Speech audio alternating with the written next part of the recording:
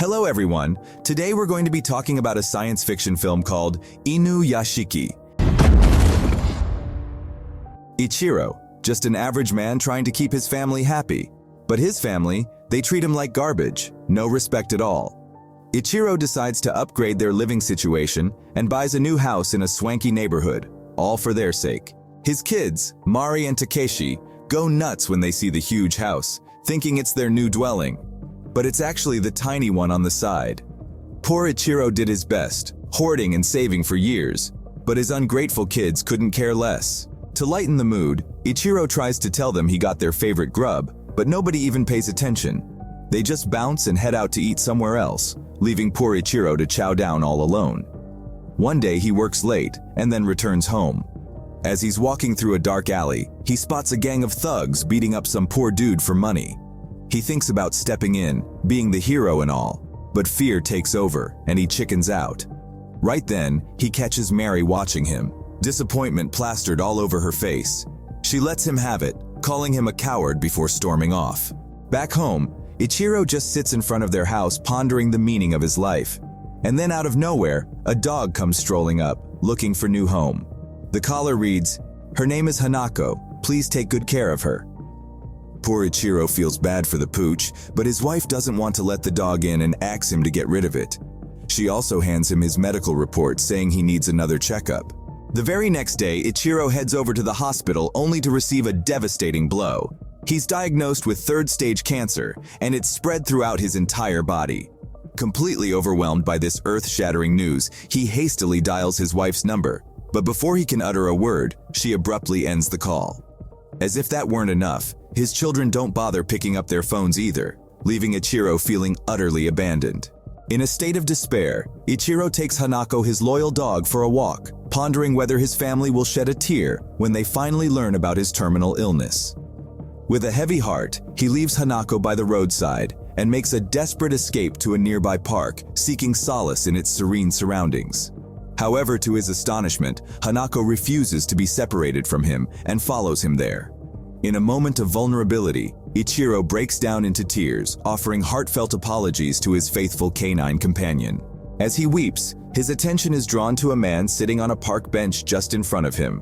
Suddenly, a brilliant light illuminates the sky, growing larger by the second. Before Ichiro can make sense of the situation, a massive object hurtles down from above, tragically striking both him and the man beside him, resulting in their instantaneous demise. However, Ichiro's story doesn't end there. Astonishingly, he awakens the following day in the very same park where he had met his untimely end. Hanako is alive and remains faithfully by his side.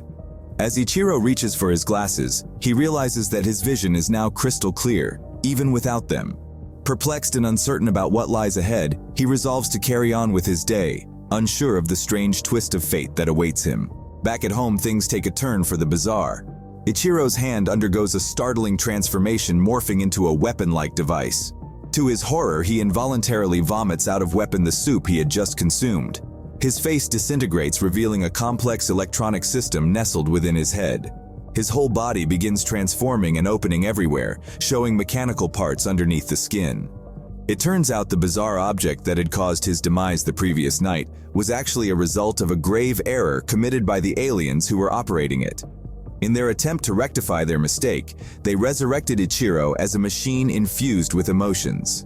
Now, he possesses superhuman strength and the ability to harness the power of any machinery known to humankind. The name of the dude who was in park with Ichiro yesterday is Hiro. It turns out he received the superpower too. So, Hiro goes to his friend Naoyuki, and without breaking a sweat, he shows him how he can shoot a bird out of the sky with his finger. He then brings a surprised Naoyuki to a parking lot and showcases how he can move vehicles with his mind. Naoyuki's jaw drops to the floor as he tries to process what the heck just happened. Meanwhile, Ichiro is still confused about this morning. As he's strolling on his way home, he spots a poor injured pigeon lying on the side of the road. Ichiro picks it up, and the bird's wounds magically heal, and it takes off into the sky. Just then, his heightened hearing power causes him to catch a desperate plea from a mother begging the docs to save her son's life. Without missing a beat, Ichiro follows the sound and discovers a sick kid laying in a hospital bed. Ichiro gently touches the kid's face, And like some straight-up sorcery, the little dude starts healing up just like that pigeon. Ichiro gladly tells the child that everything is now all right, and with a heart full of happiness, he heads home, thinking on the incredible things he can do. The next day, Naoyuki is bullied by his classmates, and Hiro steps in, ready to unleash all his powers on the bully. But Naoyuki manages to stop him just in time. He realizes that Hiro's newfound power turns him into a real killer, and it terrifies him. Meanwhile, in Hiro's class, there's a girl named Shion who has a crush on him, and out of the blue, she confesses her feelings, leaving Hiro in a state of shock. Moving on, we meet Hiro's mother, who works as a waitress in a restaurant. His father is a wealthy man, but unfortunately, he abandoned her for another woman. Hiro despises his father, but always agrees to join him and his new family for dinner. His step-siblings adore Hiro and are always thrilled to see him, but he can't bring himself to reciprocate those feelings, as he constantly thinking about his poor mother. One night as Hiro walks home, he overhears the joyful sounds of a happy family. These sounds remind him of his father's new life, fueling his anger.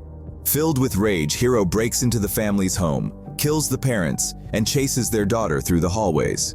Driven by revenge, he harnesses his powers to commit these heinous acts, while elsewhere, Ichiro dedicates himself to healing sick children in the hospital. The following day, the shocking murder makes headlines, and with no bullets found, Naoyuki becomes fearful that his friend may be behind it.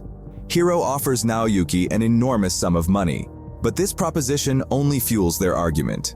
Naoyuki can't fathom how Hiro can casually take innocent lives, and he doesn't want to be his friend anymore. Disappointed by his friend's decision, Hiro returns home. Still in shock, he discovers that his mother has been diagnosed with pancreatic cancer. Overwhelmed with sorrow, Hiro breaks down in his mother's arms, promising her that he won't let her die. Meanwhile, at Ichiro's home, his kid gets busted stealing money from his mother's purse, while Mari drops a bombshell, saying she ain't interested in going to college. The whole damn household erupts in chaos. Mari, with a wicked smirk, laughs at her old man's cluelessness. She wants to make Ichiro feel as miserable as she does, and damn, she succeeds like a pro. Poor Ichiro ends up alone in his room. He laments about his inability to protect his own family, and doubts that he's able to stop the murders and help others. Just as the night seems like a never-ending abyss, Ichiro's ears catch wind of Naoyuki praying to God, begging to stop his friend from killing people. Old man realizes he is talking about Hiro. Without wasting a second, Ichiro jets over to him. They sit down having a long heart-to-heart and speculates that aliens must have reconstructed both of them. Naoyuki offers to train Ichiro based on what he saw, so he can stop Hiro from killing more people. The next day they meet at Junkyard, where Naoyuki teaches him how to shoot without bullets using his fingers. Ichiro fails over and over again, but after trying repeatedly, Ichiro finally succeeds. Meanwhile, Hiro and his mother find themselves at the doctor's office. The doctor shocks them both with unexpected news. Cancer cells have disappeared without a trace. As they make their way back home, their path is suddenly blocked by a group of 6 policemen. It seems they are here to interrogate Hiro regarding a series of gruesome murders. Hiro's mother, confused and concerned, questions the officers what her son is accused of. Hearing this, Hiro takes off running. Though the policemen manage to catch up to him, Hiro shoots 3 of the officers, leaving no doubt that he is behind the murders. Then he activates his jet engine and flies away. The next day, his face graces the news, branding him as a dangerous criminal. On the same day, Hiro's friend Shion discovers him standing on a bridge. She doesn't believe he's a murderer. So without hesitation, she offers him refuge in her home where she lives with her grandmother. Meanwhile, Ichiro has honed his skills, becoming a master of finger-based shooting. He becomes thirsty again and grabs the sodium drink from the box. Naoyuki speculates that the water must serve as a fuel for their bodies. However, Ichiro begins feeling pain from his body and shoots out the liquid just like he did last time with the soup. Naoyuki quickly realizes that it may be the sodium contents that's causing his body to malfunction, and they may be able to use this to their advantage later. Since Hiro in hiding, the media starts attacking his mother. She gets threats on the internet and is harassed on the streets. With no way to protect her, Hiro can't help but cry. Unable to bear the weight of guilt any longer, his mother commits the unthinkable. The devastating news reaches Hiro through a news chan, shattering him to his core. Overwhelmed by sorrow, his emotions transform into a raging fury, and he swears to exact vengeance on every person who has spoken ill of his beloved mother. Hiro uses his powers to hack into the commenters' computers and smartphones. He begins shooting everyone through their devices' screens, causing mass deaths across the country. That night, Hiro shows Shion his cool robotic arm, trying to prove he ain't no ordinary human. He takes her in his arms, and they fly to the sky. As they soar over the towering skyscrapers, he makes a promise to be by her side forever. But things take a dark turn when a bunch of unsolved murders start freaking out the whole country, driving everyone bonkers. 5 survivors who narrowly escaped being murdered spill the beans to the press, claiming they saw Hiro on their phone screens just before getting shot. That same night, Shion goes to the kitchen and feels something beside her. She turns around only to see a group of soldiers pointing their guns at her. Hiro grabs her immediately while the soldiers start firing at them. He turns around and retaliates with fury, killing every one of the soldiers. When everything settles, he notices that Shion is already dead. With Shion gone, Hiro's got no reason to become a good man. He decides to kill everyone in the country and flies away through the window, leaving the police behind. Ichiro finds out about Hiro's sinister plans and pleads with his family to ditch their smartphones and just stay home for the day. But as per usual, they ain't exactly keen on listening. Meanwhile, Hiro hacks every single smartphone in Tokyo. He broadcasts a message declaring an all-out war against Japan. He's hell-bent on wiping out everyone, all 120 million people. No time to waste, he starts shooting through a massive billboard, and within a minute, hundreds of people drop dead, and the city goes into utter chaos. Ichiro manages to hijack the signal, and Naoyuki urges everyone to discard their phones. Without any way to reach the masses, Hiro chooses a direct assault on humans by launching multiple missiles at the city, causing explosions all around. In the midst of chaos, Ichiro locates Hiro and attempts to convince him to stop. However, his words prove futile. As they zoom through the city, Hiro follows closely behind the old man. He unleashes a barrage of missiles, but somehow, Ichiro manages to dodge them, leaving explosions right behind him. They dash through an underground tunnel, and Ichiro almost gets smacked by oncoming cars. As they get closer to Mari, the old man begins hearing her desperate pleas for help. Her building has been hit by one of the missiles. The old man rushes towards his daughter, but Hiro catches him off guard, attacking from behind. Hiro's strike messes up his flying system, causing Ichiro to crash land on the side of a building. Ichiro tries to retaliate, firing shots at Hiro, but he effortlessly dodges them and kicks old man through a nearby building. They crash into a helicopter, sending it careening into the walls and exploding. Finally, they land on a rooftop. Ichiro pleads with Hiro to stop the killing, but Hiro isn't having it. He pulls out a bottle of water, attempting to recharge, but Ichiro destroys it. Hiro charges at him, snatching the water from the old man and guzzling it down. Fueled up, he unleashes a flurry of missiles, causing Ichiro to fly away. Hiro chases after him as they ascend into the upper atmosphere. Hiro fires more missiles, pushing Ichiro even further into outer space. Hiro punches him and takes this opportunity to grab the old man, planning to finish the fight with a final attack. However, instead of missiles, Hiro shoots out the sodium drink, replaced by Ichiro. Hiro starts falling down as his body malfunctions. Old man morphs his arm into a rocket launcher and fires multiple missiles at Hiro, causing him to fall to the earth amidst a series of explosions.